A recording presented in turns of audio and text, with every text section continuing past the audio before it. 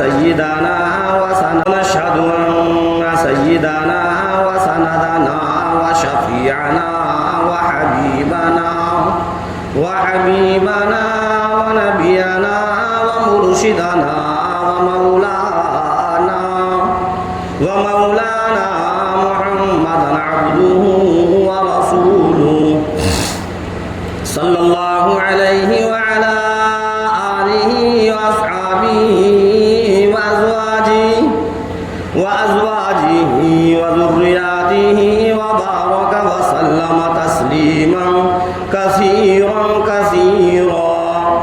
أما بعد أعوذ بالله من الشيطان الرجيم بسم الله الرحمن الرحيم يا أيها الناس كلوا مما في الأرض حلالا طيبا ولا تتبعوا خطوات الشيطان إنه لكم عدو مبين صدق الله العظيم اللهم صل على محمد وعلى آل محمد كما صليت على إبراهيم وعلى آل إبراهيم إنك حميد مجيد اللهم بارك على محمد وعلى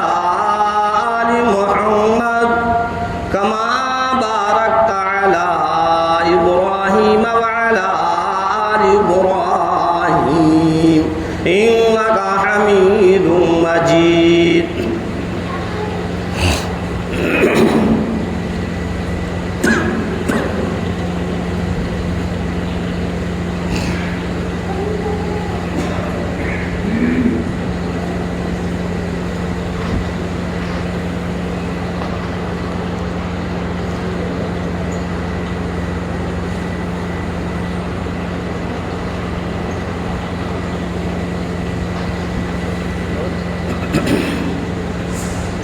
محترم بزرگوں، عزیز ساتھیوں،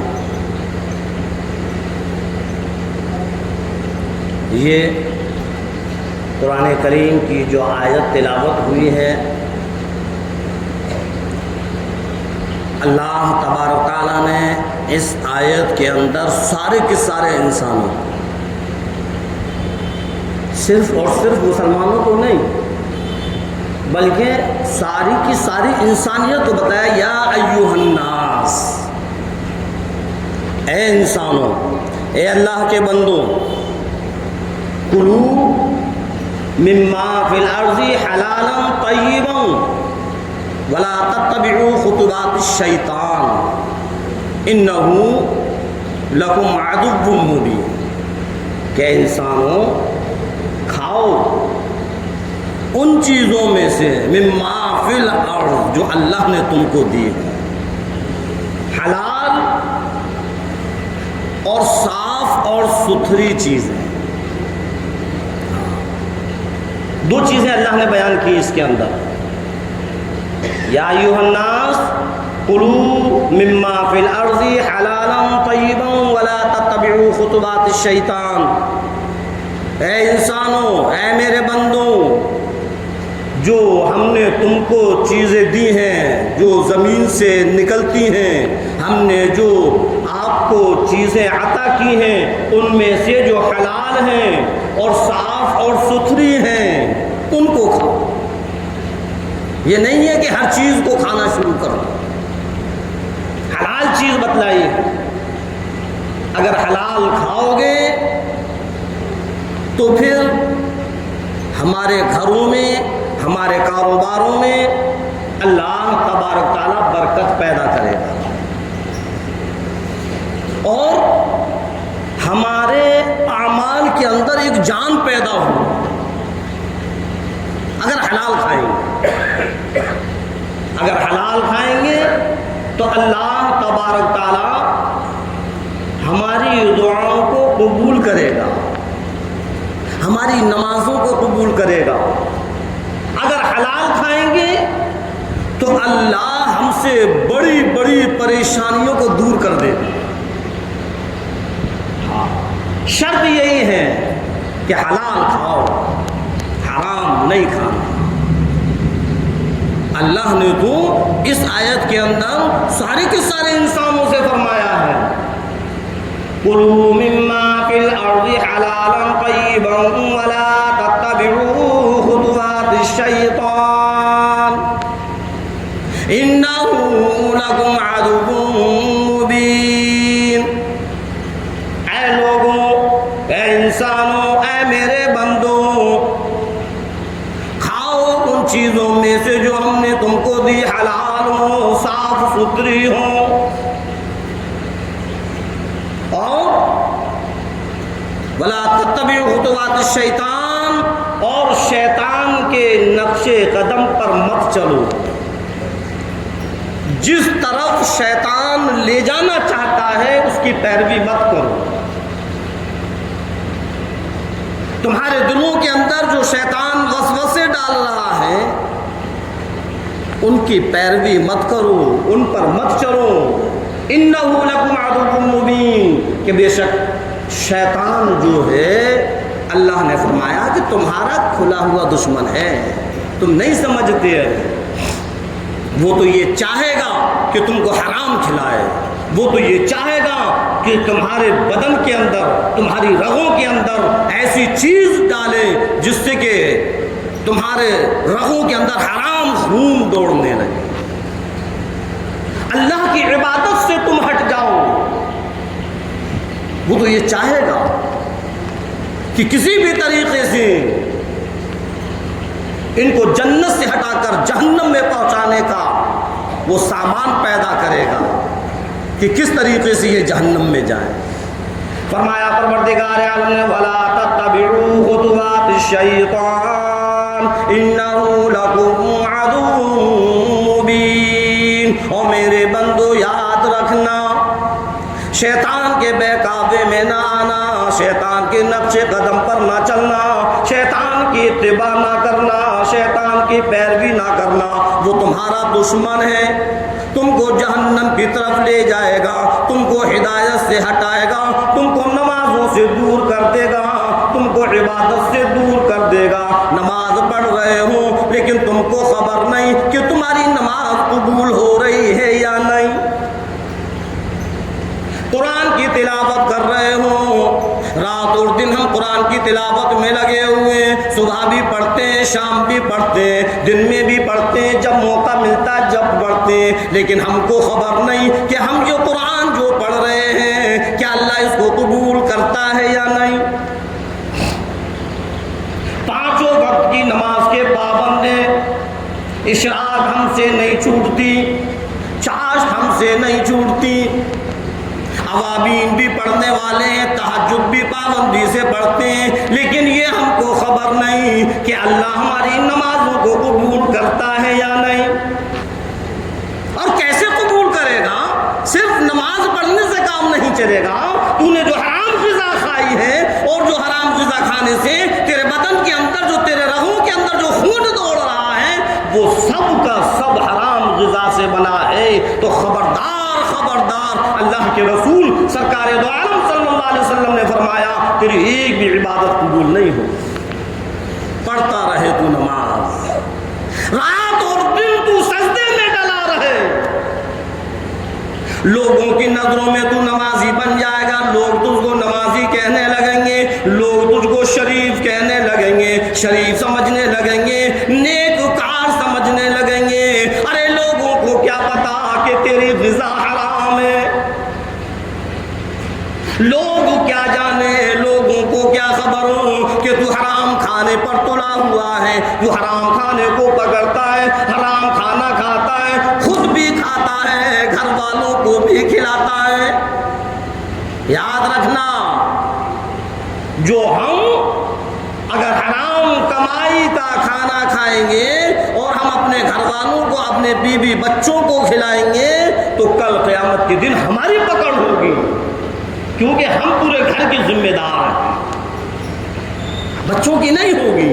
ارے بچوں کو کیا پتا کہ حرام کیا ہے حلال کیا ہے. ہاں اگر بچوں کو یہ پتہ چل گیا، بچوں کو یہ خبر مل گئی، بچوں نے یہ چیز سمجھ لی کہ ہمارا باپ حرام طریقے سے کماتا ہے اور پھر پورے گھر کا خرچ اسی حرام کمائی سے چلتا ہے، تو اب جو بچہ اس کو کھائے گا وہ بھی گنہگار ہے۔ سمجھ میں آئی بات؟ اور جب تک بچوں کو پتہ نہیں، بیوی کو پتہ نہیں، تب تک وہ بچے ہوئے ہیں۔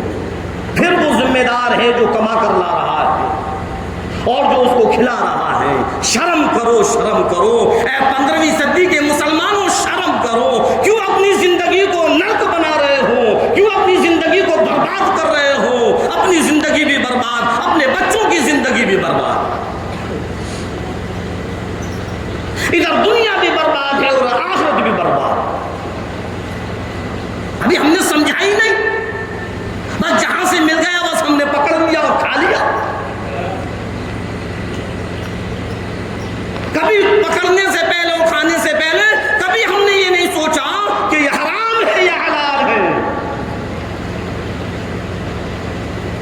یاد رکھنا، آج جو ہمارے اوپر جو پریشانیاں آ رہی ہیں، جو مصیبتیں آ رہی ہیں، جن مصیبتوں کے اندر ہم اور آپ گرفتار ہوئے ہیں، کیا وجہ ہے اس کی؟ ہماری بدعمالیوں کی وجہ ہے۔ صرف اور صرف ہماری بدعمالیوں کی وجہ سے ہمارا رب، ہمارا پروردگار ہم سے ناراض ہے اور اس نے ہمارے اوپر ایک ایسے ظالم بادشاہ کو مقرر کر دیا جو آج مسلمانوں پر ظلم و ستم کا۔ ابھی بھی ہماری آنکھیں نہیں کھل رہی، پھر کب کھلیں گے؟ اے مسلمانوں، کب تک سوتے رہو گے؟ اٹھو، غفلت سے بیدار ہو، اپنے ضمیر کو جھنجھوڑو۔ کیوں بدعمالیوں میں لگے ہوئے ہو؟ تم تو اللہ کے فرما بردار بندے ہو، کیوں نافرمانیاں کر رہے ہو؟ ارے اے مسلمان، تو قرآن اور حدیث پر چلنے والا ہے، قرآن اور حدیث کے قانون کو ماننے والا ہے، تو شریعت پر عمل کرنے والا ہے۔ آج تجھ کو کیا ہو گیا؟ تو قرآن سے ہٹ گیا، تو شریعت سے ہٹ گیا، تو نبی کے طریقے سے ہٹ گیا۔ کیوں؟ اللہ کے رسول سرکار دو عالم صلی اللہ علیہ وسلم نے بھی فرما دیا، حرام کھانا نہیں، حلال کھانا، پاک اور صاف کھانا۔ خبردار خبردار جو حرام پکڑا، ادھر پروردگار عالم کا بھی فرمان، حلالا طیبا ولا تتبعوا خطوات الشیطان۔ حلال کھاؤ، خود بھی کھاؤ، گھر والوں کو کھلاؤ۔ مسلمان کی سمجھ میں نہیں آ رہا۔ آج یہ 15ویں صدی کا مسلمان جب یہ قرآن سے الگ ہوا، شریعت سے الگ ہوا، جو دشمنان اسلام ہیں ان کو ایک موقع ملا اور انہوں نے یہ سوچا کہ لاؤ اب ان کو قرآن سے بالکل الگ کر دیا جائے، ان کی زندگی سے قرآن کے جتنے بھی قانون ہیں، جتنے بھی ضابطے ہیں، جتنی بھی چیزیں ہیں، سب ہٹا دی جائیں، شریعت سے ان کو الگ کر دیا جائے،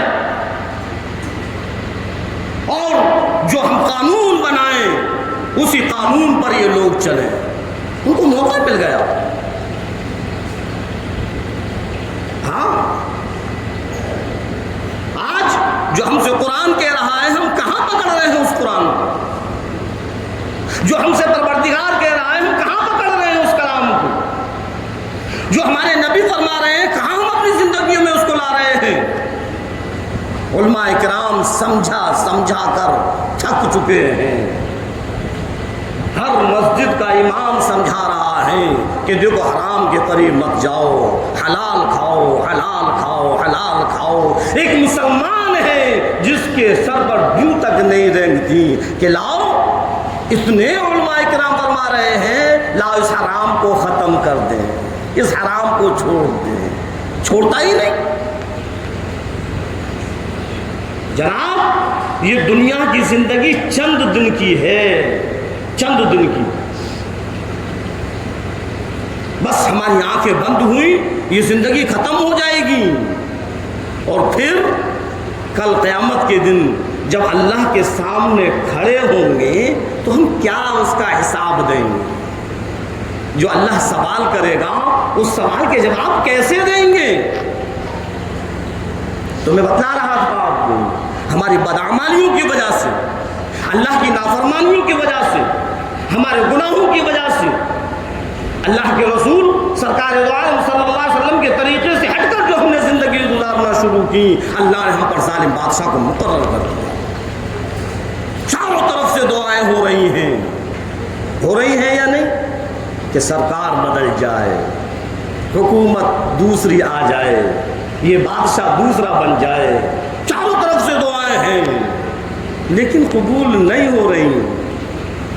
وہی ہے لیکن پھر بھی ہماری سمجھ میں نہیں آتا۔ اللہ رب العزت فرماتا ہوں میرے بندو جب تک تم میری نافرمانیوں میں لگے رہو گے، جب تک تم بدعمالیوں سے باز نہیں آؤ گے، اسی طریقے سے تمہارے اوپر اس ظالم بادشاہ کو مقرر رکھوں گا، تم پر ظلم و ستم کرتا رہے گا، تم پر اذیتیں دیتا رہے گا، تم کو پریشان کرتا رہے گا۔ دنیا میں بھی تم پریشان رہو، آخرت میں تو پھر تمہارے لیے جہنم ہے۔ کب سمجھ میں آئے؟ ایک ایسا قانون بن رہا ہے اور مسلمان بالکل غافل ہے، ایسا قانون بن رہا ہے کہ اس قانون سے قرآن اور حدیث کو بالکل الگ کر دیا، اور پوری کوششیں کر رہے ہیں آج کے حکمران، پوری کوششیں، لیکن ہمارے جمعیت علماء ہند کے جو اکابرین ہیں، جو مولانا اسد مدنی ہیں، مولانا محمود مدنی ہیں اور اکابرین ہیں، وہ بالکل ایک دم دیوار بن کر کھڑے ہوئے ہیں اور دکھلا دیا اور کہہ رہے ہیں کہ ہندوستان کے حکمرانوں، اگر تم یہ چاہو گے کہ ہم ایسا قانون بنائیں جس سے مسلمان قرآن حدیث سے ہٹ جائے، جان تو ہم دے دیں گے لیکن ہم اس چیز کو ہرگز قبول نہیں کریں گے۔ لیکن آج مسلمان کو خبر ہی نہیں، پتہ ہی نہیں، وہ تو بس اپنے کھانے اور کمانے میں لگا ہوا ہے۔ دشمنان اسلام ایسی سازشیں کر رہے ہیں، ایسے قانون بنا رہے ہیں جس کا نام ہے uniform civil code, common civil code, اور اپنی زبان میں ایک سا قانون۔ ہمارا قرآن کہتا ہے، شریعت کہتی ہے کہ اگر انسان ختم ہو جائے تو اس کی عورت کو، اس کی بیوی کو عدت گزارنا۔ آج ان حکمرانوں نے قانون بنایا کہ عدت گزارنے کی ضرورت نہیں، ہٹا دیا قرآن سے۔ آج جو قانون، سول قانون جو بن رہا ہے، سول کوڈ جو بن رہا ہے، اس میں یہ بھی ایک چیز ہے کہ اگر شوہر کا انتقال ہو جاتا ہے تو ہمارا قرآن کہتا ہے کہ اس کو 4 مہینے 10 دن کی عدت گزارنا ہے، اور ہندوستان کے حکمران کہہ رہے ہیں نہیں جی ایک سا قانون چلے گا، کچھ نہیں، کوئی عدت وغیرہ نہیں، چاہے ہندو ہو یا مسلم ہو، کسی کا بھی شوہر ختم ہو جائے کوئی عدت نہیں ہوگی۔ قرآن کہتا ہے اگر 3 طلاق دے دی جائے، پھر اگر اس سے ہی نکاح کرنا ہے تو حلالہ کرو، کہتا ہے قرآن۔ لیکن یہ سول کوڈ میں جو قانون بنا ہے وہ کہتا ہے کوئی حلالے کی ضرورت نہیں، ہٹا دیا قرآن سے۔ قرآن کہتا ہے، شریعت کہتی ہے کہ اے مسلمانوں، وراثت میں لڑکے کا 2 حصے، لڑکی کا 1 حصہ۔ یہی تو شریعت کا ہے کہ جو باپ کی جائیداد ہے، اگر باپ کا انتقال ہو جائے، اب جو وراثت تقسیم ہوگی تو لڑکیوں کا ایک حصہ ہے اور لڑکوں کے 2 حصے ہیں. ہمارے مودی جی نے جو قانون بنا رہے ہیں اور جو قانون بنانے کی پوری تیاری میں ہے وہ کہتے ہیں کچھ نہیں، جتنا لڑکے کا اتنا ہی لڑکی کا. قرآن سے الگ کر دیا کہ آؤ مسلمانوں ہم تم کو بتلائیں گے جو تم قرآن پر چلتے ہو کیسے چلو گے، ہم ایسا قانون بنائیں گے کہ تمہاری زندگی سے قرآن نکل جائے.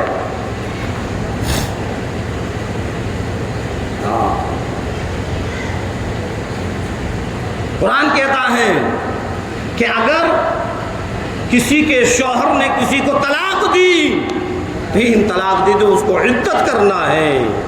آج civil code, uniform civil code جو بن رہا ہے اس میں بنایا ہے کہ کوئی عدت کی ضرورت نہیں. بتلاؤ، یعنی وہ ساری کی ساری چیزیں جو ہمارے قرآن کے اندر ہیں انہوں نے کسی پر کوئی اٹیک نہیں کیا. مذہب اسلام پر اٹیک کیا، قرآن پر اٹیک کیا، شریعت اسلامیہ پر اٹیک کیا، جس پر مسلم پرسنل لا بورڈ اور ان کے ممبران سب انہوں نے اپنی ایک میٹنگ کی، ایک مشورہ کیا اور یہ فیصلہ ہوا کہ کچھ بھی ہو اس قانون کو ہم پاس نہیں ہونے دیں. کوئی مسلمان یہ چاہے گا کہ قرآن سے ہٹ کر زندگی گزارے؟ ہرگز نہیں. اب ان لوگوں نے کہا اچھا ٹھیک ہے ووٹنگ کی جائے، ووٹ ڈالے جائیں گے، لوگوں کی عوام کی رائے لی جائیں گی. رائے کیا لینا ہے کہ کون اس قانون کے موافق ہے اور کون اس قانون کے خلاف ہے. جمعیت علماء ہند نے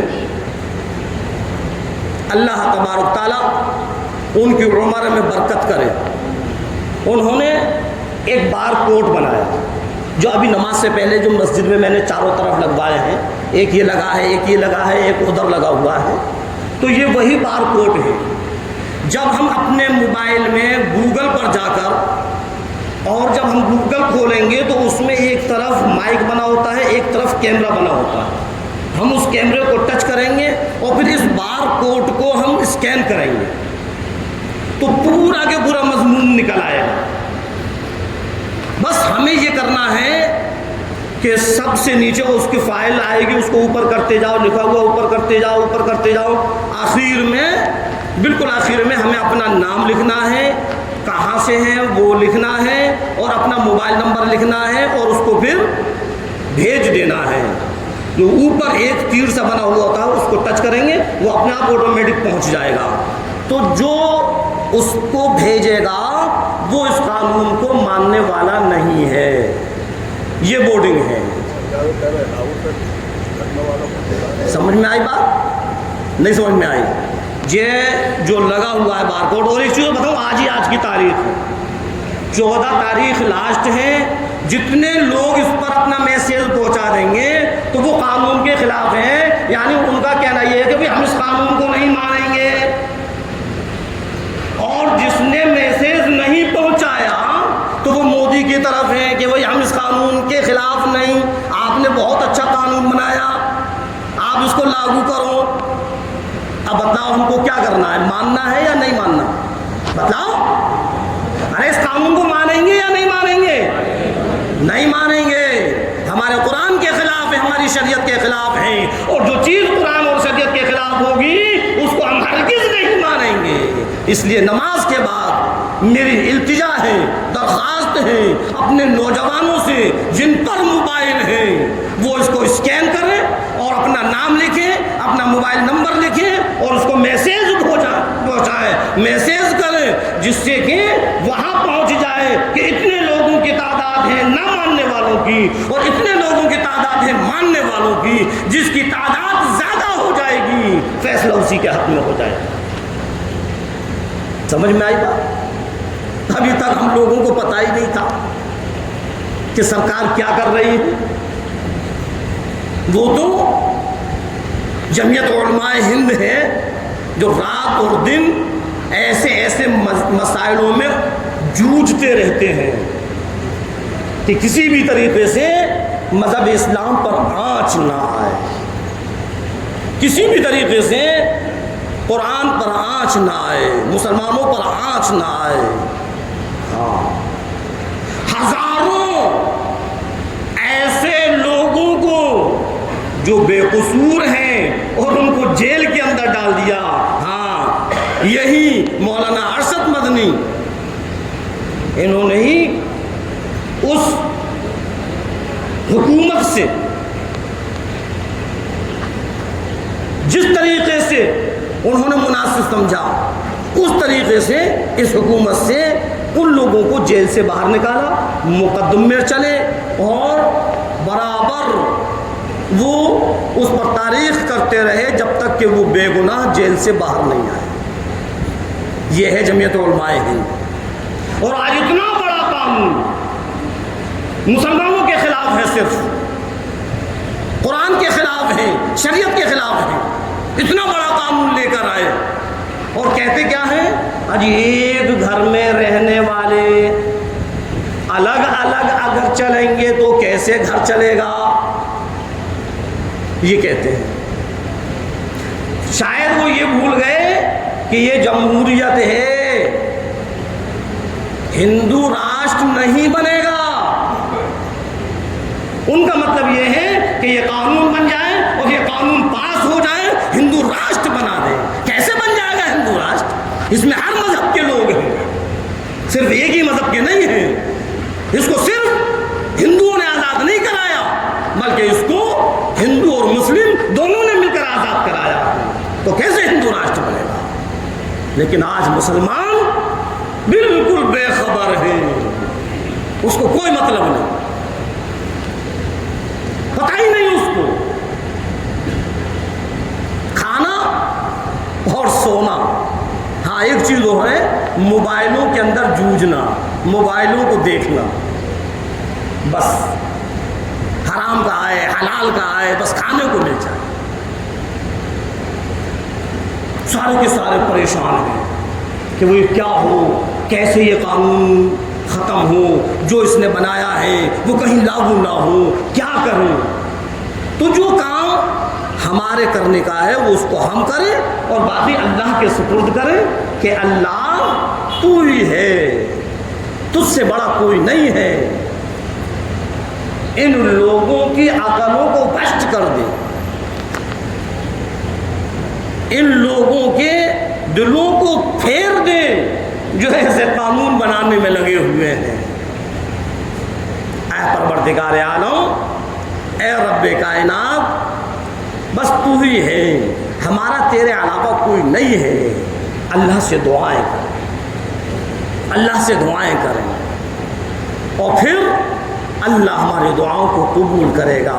لیکن یاد رکھنا پھر وہی بات کہ اللہ دعاؤں کو جب قبول کرے گا جب کہ حلال رزق ہمارے اندر ہوگا۔ سمجھ میں آئی؟ جب ہمارے اندر حلال رزق ہوگا تب اللہ دعاؤں کو قبول کرے گا، اور اگر حلال رزق ہمارے اندر نہیں ہے تو ہم رات اور دن دعاؤں میں لگے رہیں، اپنے ہاتھوں کو اٹھا کر اگر آسمان پر بھی لے جائیں تب بھی ہماری دعائیں قبول نہیں ہوگی۔ اللہ کے رسول سرکار دو عالم صلی اللہ علیہ وسلم کا فرمان ہے کہ ایک لقمہ بھی حرام کمائی کا اگر ہمارے حلق کے اندر پہنچ گیا تو اللہ ہماری عبادت کو قبول نہیں کرے گا۔ اللہ دعاؤں کو کیسے قبول کرے گا؟ اتنی سی بات سمجھ میں نہیں آتی مسلمان کے۔ اگر ہم حرام چھوڑ دیں گے، اگر ہم جوئے کو چھوڑ دیں گے، اگر ہم سٹے کو چھوڑ دیں گے تو کیا ہم بھوکے مر جائیں گے؟ اگر سود اور بیاض کو چھوڑ دیں گے تو کیا ہم بھوکے مر جائیں گے؟ کیا اللہ پر یقین نہیں ہے؟ کیا حرام کھا کر ہی ہم زندہ رہیں گے؟ پھر کیسے مسلمان ہیں کہ اللہ پر ہمیں یقین نہیں؟ اب کچھ ایسے ہیں جو سود اور بیاض کا کام کرتے ہیں، انہوں نے اپنا دھندا بنا لیا، اپنا کاروبار بنا لیا، اور کچھ ایسے ہیں جو سٹے کا کام کرتے ہیں۔ جناب پہلے تو صرف مرد ہی مرد تھے، اب تو لیڈیزیں بھی کھلے عام سٹا لگا رہی ہیں. لو اتنے پیسے لے جاؤ جی، ہمارا بھی یہ والا نمبر لگا دینا. بتاؤ اب اس گھر کا کیا ہوگا جس میں مرد بھی سٹا لگائے، جس میں عورت بھی سٹا لگائے، بچے بھی سٹا لگائے، ماں باپ بھی سٹا لگائے، بیوی بھی لگائے، شوہر بھی لگائے. وہ برباد ہوگا یا نہیں؟ کیا ہوگا اس گھر کا؟ کیسے اس گھر کے اندر خیر و برکت آئے گی؟ ہاں. اور ایک چیز اور بتاؤں، سٹا لگانے والے جتنے گنہگار ہیں اس سے بڑھ چڑھ کر گناہ ان کو ملے گا جو لکھنے والے، جو لگوانے والے. اگر وہ لگوانا بند کر دیں تو یہ جنتا لگانا بند کر دے. سمجھ میں آئے؟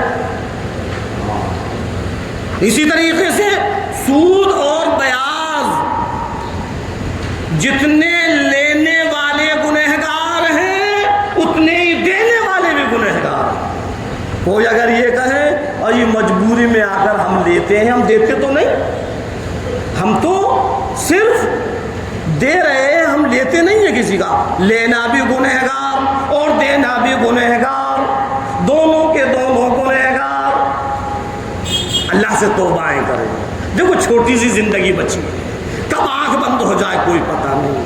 اگر ہم یہ سوچیں بہت سو کا کیا ہے معاملہ، ہاں بہت سے کیا کہتے ہیں کہ بس بڑی پریشانی کے اندر ہوں، ایک بار ایسا نمبر پھنس جائے کہ اچھی خاصی رقم آ جائے، میں سب ختم کر دوں گا، سب چھوڑ دوں گا. ارے اللہ کے بندے، کیا تجھ کو معلوم ہے کہ تو جب تک زندہ رہے گا؟ کیا تجھ کو معلوم ہے کہ بعد میں تو توبہ کر سکے گا؟ نہیں. ایسے اگر خیالات ہمارے ذہن کے اندر ہیں ہم ان کو ختم کریں. اللہ بڑا غفور رحیم ہے. اللہ رب العزت بہانے ڈھونڈتا ہے اپنے بندوں کو معاف کرنے کے. حضرت شیخ عبد القادر جیلانی رحمۃ اللہ علیہ، معلوم ہے کتنے پائے کے بزرگ ہیں. جب مدرسے کے اندر پڑھنے کے لیے پہنچے، استاد محترم نے کہا الف با تا، حضرت نے 15واں پارہ پڑھنا شروع کر دیا. استاد حیران ہیں کہ کیا معاملہ ہے کہ حضرت میں 15 پاروں کا حافظ ہوں. کہاں پڑھا؟ ماں کے پیٹ کے اندر. کیسی وہ ماں تھی؟ کہتے نہیں جب ماں باپ نیک ہوتے ہیں تو اولاد بھی نیک ہوتی ہے، جب ماں باپ بدعمالیوں میں پڑ جاتے ہیں تو اولاد بھی بدعمالیوں میں آ جاتی ہے. کبھی بھی بغیر وضو کے دودھ نہیں پلایا ان کی اماں جان نے. اور والد محترم نکل کر جا رہے ہیں دریا کے کنارے، ایک سیب بہتا ہوا ہے، انہوں نے اٹھا کر، بھوک لگ رہی تھی، کوئی آس پاس نہیں، اور جب بھوک کا عالم یہ ہو کہ بے تحاشا بھوک لگ رہی ہوں تو جان بچانے کے لیے تو حرام کو بھی حلال کر دیتا ہے پروردگار. اب وہ بھوک میں تلملا رہے تھے، بھوکے تھے، تو انہوں نے اس سیب کو کھا لیا. کوئی گناہ نہیں، لیکن ان کو یہ فکر ہوئی کہ میں نے یہ سیب تو کھا لیا ہے، اس سیب کے مالک سے میں نے اجازت نہیں لی، تو جب میں نے سیب کے مالک سے اجازت نہیں لی تو میرے لیے حرام ہو گیا ہے. آج نامعلوم کتنی ایسی چیزیں ہیں جو بغیر اجازت کے ہم اور آپ کھا لیتے ہیں. کسی ٹھیلے پر کھڑے ہوئے، اجی جامن کیا حساب ہے کہ اتنے، ہم ادھر بھاؤ کر رہے ہیں، ادھر ہم کھانے کھانے میں لگے ہوئے ہیں. بھائی کیا کر رہا, چیک تو کر لوں, میں دیکھ تو لوں میٹھی ہے یا نہیں. اب وہ بھی چپ ہو جاتا ہے.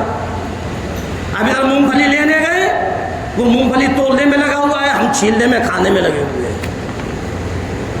اجازت لی نہیں, وہ ٹوک رہا ہے. اچھا پھر کچھ ایسے بھی ہوتے ہیں کہ وہ ٹوکتے بھی نہیں, کیا کہ میں نے اس کو ٹوک دیا تو مجھ سے لے گا نہیں, وہ چپ چاپ ہو جاتے ہیں. ان کی اجازت نہیں ہے, وہ صرف اس وجہ سے چپ چاپ ہیں کہ اگر میں نے منع کر دیا تو یہ میرا گاہک چلا جائے گا. تو انہوں نے سیب کھا لیا, اور سیب کھانے کے بعد ان کو یہ خیال آیا میں نے اجازت تو لی نہیں, یہ تو میرے لیے حرام ہے. تو اب جدھر سے وہ سیب آ رہا تھا ادھر ہی چل دیے کہ ادھر کوئی باغ ہو اور اس باغ والے سے میں اس کی اجازت لوں. چلتے چلتے چلتے چلتے چلتے چلتے وہ ایک پہنچے باغ میں. اب باغ والا وہاں پر ہے. وہ باغ والے سے کہا کہ مجھ سے ایک غلطی ہو گئی ہے, آپ کے باغ کا ایک سیب بہتا ہوا جا رہا تھا, میں نے بھوک کی وجہ سے کھا لیا, آپ مجھے اجازت دے دیں, مجھ سے غلطی ہو گئی, مجھے معاف کر دیں. اب اس نے سوچا کہ یہ تو بڑا نیک انسان, ایک سیب کے لیے اجازت لینے یہاں پر آیا, اس سے نیک کون ہوگا. اس نے کہا کہ نہیں بھائی نہیں, میں اجازت نہیں دوں گا جب تک کہ اتنے دن تم میرے باغ کی رکھوالی کر. وہ میرے ذہن میں نہیں ہے کہ کتنے دن تھی رکھوالی کی. اب دن پورے ہو گئے, اب مجھے اجازت دے دیجئے. اب ان کے دل میں ایک لالچ پیدا ہو کہ یہ تو بڑا نیک انسان ہے, کیوں نہ اپنی بیٹی سے میں ان کا رشتہ کر دوں, شادی کر دوں. اتنا نیک انسان کہاں ملے گا جو ایک سیب کی اجازت کے لیے اتنے دن تک لگا رہا. انہوں نے ایک شرط رکھ دی کہ سنو, میں اجازت جب دوں گا میں اجازت جب دوں گا جب کہ تم میری شرط کو پورا کرو گے. کہ کیا شرط ہے؟ کہ میری ایک بیٹی ہے, آپ میری بیٹی سے شادی کر لو, میں آپ کو اجازت دے دوں گا. فکر مند ہیں, فکر مند کہ کسی طریقے سے جو میں نے کھا لیا ہے یہ میرے لیے حلال ہو جائے. اللہ نے قرآن کے اندر فرمایا ہے حلالاً طیبا, کہ حلال کھاؤ اور صاف اور ستھرا کھاؤ. اور میں نے یہ کھا لیا, یہ کیسے حلال ہو؟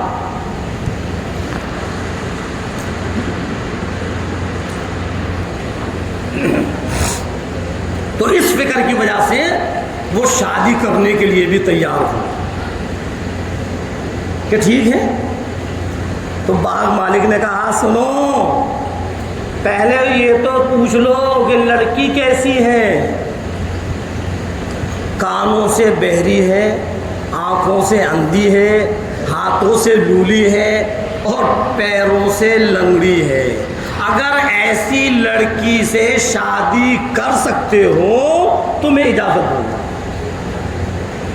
اب بتلاؤ, ہم اور آپ ہوتے تو چھوڑ کر بھاگ جاتے ہیں کہ چل ایک سیب کے لیے لنگڑی لولی میں شادی کر لوں, زندگی بھر میں اس لنگڑی لولی کے ساتھ رہوں گا, بھاڑ میں جائے اجازت, میں چلتا ہوں. لیکن نہیں, ان کو خدا کا ڈر, خدا کا خوف. انہوں نے کہا کہ پھر اجازت دے دو گے؟ کہ ہاں پھر اجازت دے دوں گا, کہ قبول ہے. لڑکی سے شادی ہوگی, اندھی, گونگی, بہری, لنگڑی, لولی, سب ہے, بس قول ان کے جو انہوں نے کہا. اب جب شادی ہو گئی, نکاح ہو گیا, نکاح ہونے کے بعد اب وہ لڑکی جو اپنے کمرے میں ہے تو یہ بھی اس میں گئے. اب وہ بیوی ہے وہ ان کی, اب وہ بیوی سے ملنے تو جائیں گے.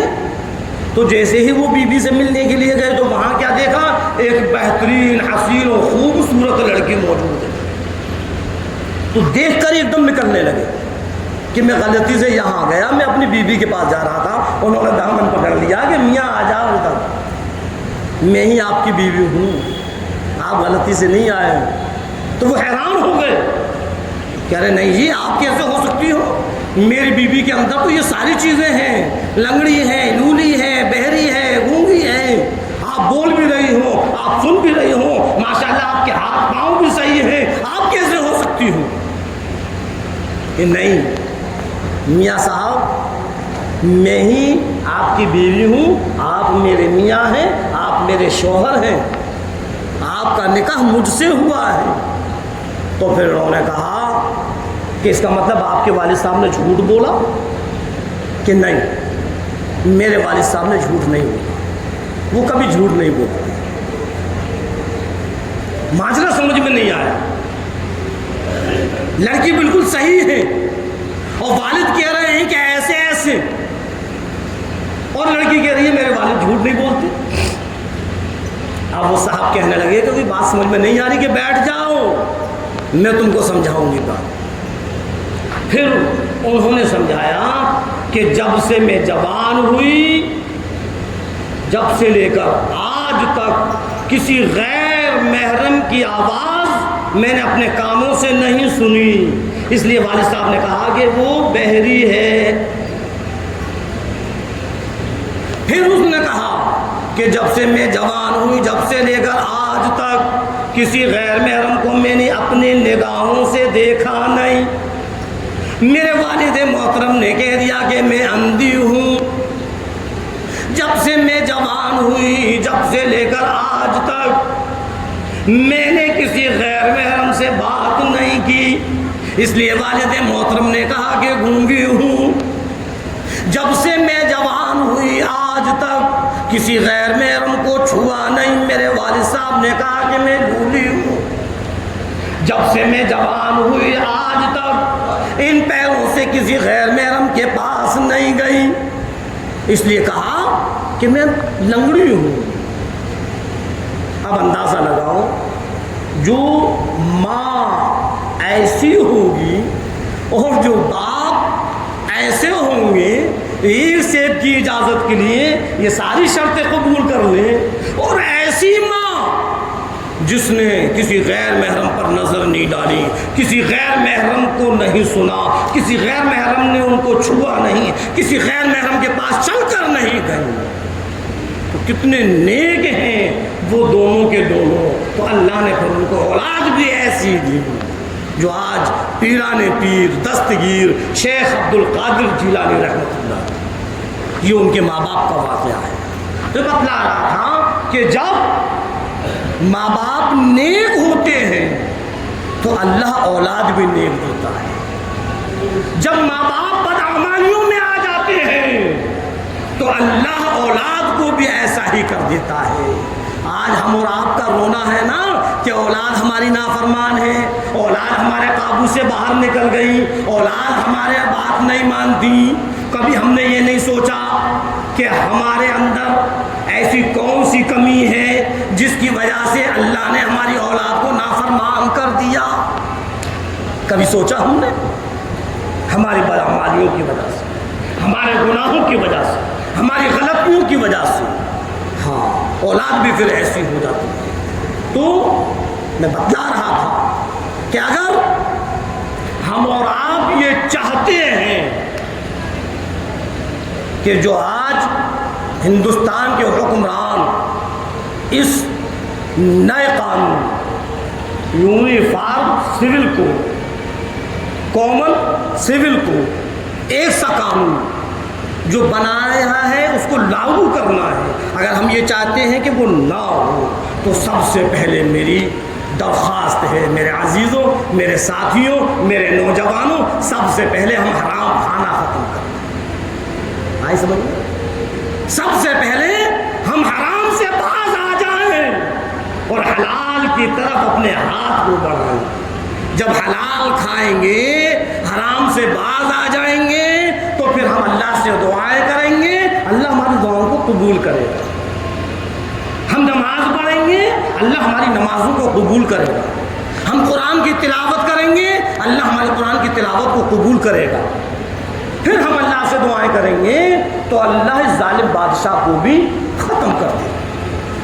لیکن کرے گا جب کہ ہم اللہ کے فرما بردار بن جائیں، حلال کھائیں، حرام سے باز آ جائیں، اپنے سود، اپنا بیاض، اپنا جوا اور یہ سٹا یہ سب چھوڑ دو۔ شراب، چوری، جتنی بھی حرام چیزیں ہیں سب سب سے توبائیں کریں، اللہ پھر ہماری دعاؤں میں جان پیدا کرے گا، اللہ ہماری عبادتوں میں جان پیدا کرے گا، اللہ ہمارے کاروبار میں خیر و برکت کرے گا، اللہ ہمارے گھروں کے اندر خیر و برکت کرے گا، پھر ہمارے گھروں کے اندر دینی ماحول ہوگا۔ ہاں، اللہ ہمارے گھروں سے بے حیائی و بے شرمیوں کو ختم کر دے گا جب کہ ہم حرام سے باز آ جائیں گے، پہلی چیز۔ اور دوسری چیز میں نے ابھی بتایا تھا نا، جو یہ چاروں طرف 3 میں نے یہ لگائے ہیں بار کوڈ، یہ جمعیت علماء ہند کی طرف سے، اس کو ہم اسکین کریں۔ ہر مسلمان جس نے کلمہ پڑھا ہے لا الہ الا اللہ محمد الرسول اللہ، اے اللہ تیرے علاوہ کوئی بھی عبادت کے لائق نہیں ہے، بس صرف تو ہی ہے، تیری ہی پرستش ہوگی، تیری ہی فرما برداری ہوگی، تیری ہی عبادت ہوگی، اے اللہ جو تو نے قرآن اتارا ہے ہم اس قرآن پر چلیں گے، جو نبی آئے ہیں ہم ان نبی کے فرمان پر چلیں گے، ہم نے اس کلمے میں اقرار کیا ہے۔ تو آج جو ہم کو قرآن سے الگ کرنا چاہتے ہیں، ہم ان کو دکھلا دیں کہ ہم کو مسلمان ہیں، کہ جان دے دیں گے لیکن قرآن سے الگ نہیں ہو سکتے۔ ہم ان کو دکھلا دیں کہ ہم ہرگز ایسے قانون کو نہیں مانیں گے جو ہم کو شریعت سے الگ کر دیں، ہم کو قرآن سے الگ کر دیں، ہم ایسے قانون کو نہیں مانیں گے۔ اس قانون کے بائیکاٹ کے لیے یہ بار کوڈ لگا ہوا ہے، میں نے تینوں طرف لگایا ہے۔ تو سارے کے سارے جو مسجد کے اندر موجود ہیں اور جہاں تک میری آواز پہنچ رہی ہے، میں ان سب لوگوں سے یہ کہنا چاہتا ہوں کہ آج آخری تاریخ ہے، اسی تاریخ میں اپنی رائے دینا ہے کہ مودی جی ہم اس قانون کے خلاف ہیں۔ جتنی رائے پہنچیں گی پھر ان کو دیکھا جائے گا کتنے موافق ہیں اور کتنے خلاف ہیں، فیصلہ اللہ کے ہاتھ میں، جو ہمیں کرنا ہے وہ کرنا ہے، کریں گے انشاءاللہ۔ سارے مسلمان ہیں اور ماشاءاللہ آج کے ماحول میں سب پہ موبائل ہے، کوئی ایسا نہیں ہے جس پہ نہ ہو، کسی پہ اینڈرائڈ ہے تو کسی پہ ٹچ کا ہے تو کسی پہ چھوٹا ہے۔ یہ بار کوڈ ایسا ہے کہ سب پر اسکین ہو جائے گا جو کیمرے والے موبائل۔ گوگل میں جائیں گے، گوگل میں جانے کے بعد وہاں ہمیں 2 آپشن دکھتے ہیں، سمجھ لینا بات کو۔ گوگل کھولیں سب سے پہلے، اور گوگل کھولنے کے بعد جب ہم اس گوگل کو کھول لیں گے تو ایک چھوٹا سا مائک بنا ہوا نظر آتا ہے یا نہیں؟ ارے جو موبائل چلاتے ہیں بتلاؤ، وہ مائک نظر آتا ہے؟ گوگل کھولنے کے بعد اوپر ایک چھوٹا سا مائک ہوتا ہے، اور مائک کے جسٹ برابر میں ایک کیمرہ بنا ہوتا ہے۔ ہم اس کیمرے پر ٹچ کریں گے، جیسے اس کیمرے کو ٹچ کریں گے اور پھر ہم اس کو اسکین کریں گے تو سارا کا سارا مضمون ہمارے موبائل پر آ جائے گا، اور اس میں سب لکھا ہوا ہے، ہمیں کچھ لکھنے کی ضرورت نہیں ہے، اس میں وہ لکھا ہوا ہو، ہم چاہیں تو اس کو پورے کو پڑھیں، اور اگر اتنا ٹائم نہیں ہے کہ ہم اس کو پڑھیں تو اس کو اوپر کرتے جائیں، سب سے آخر میں جہاں اوپر کرنا بند ہو جائے گا تو لاسٹ میں اس میں ہم اپنا نام لکھ دیں اور اپنا موبائل نمبر لکھ دیں، اور اس پر ہم یہ لکھ دیں ہم کہاں سے ہیں، اپنے فیروز آباد کا نام لکھ دیں، اور لکھنے کے بعد پھر ہم اسی جہاں وہ مائک بنا تھا اور جہاں وہ بنا تھا اس کے اوپر ایک تیر کا نشان ہوگا چھوٹا سا، ہم اس تیر کے نشان کو ٹچ کریں گے تو یہ میسیج ہمارا اپنے آپ پہنچ جائے گا۔ سمجھ میں آ گئی بات؟ انشاءاللہ جمعے کے بعد سب کو کرنا ہے اور ہم کو کرنا ہے، اور پھر ہم اور اپنے مسلمان بھائیوں کو بتلائیں گے۔ زیادہ سے زیادہ یہ میسیج پہنچنا چاہیے کہ مودی جی ہم اس قانون کو نہیں مانیں گے، زیادہ سے زیادہ۔ ارے کوئی مسلمان یہ مان لے گا؟ نہیں مانے گا، جان تو دے دے گا، لیکن کوئی مسلمان اگر اس نے کلمہ پڑھا ہے، اگر وہ سرکار دو عالم صلی اللہ علیہ وسلم کا امتی ہے، تو وہ یہ نہیں مانے گا کہ قرآن سے ہٹ کر ہم چلیں۔ صحیح کہہ رہا ہوں؟ تو بس ہم اس کو اسکین کریں، اور پھر بھی اگر سمجھ میں نہیں آ رہا تو جمعے کے بعد پھر مجھ سے ملے، موبائل دیکھ کر پھر میں سمجھا دوں گا انشاءاللہ۔ اللہ رب العزت ہم اور آپ کو کہنے اور سننے زیادہ عمل کرنے کی توفیق عطا فرمائے۔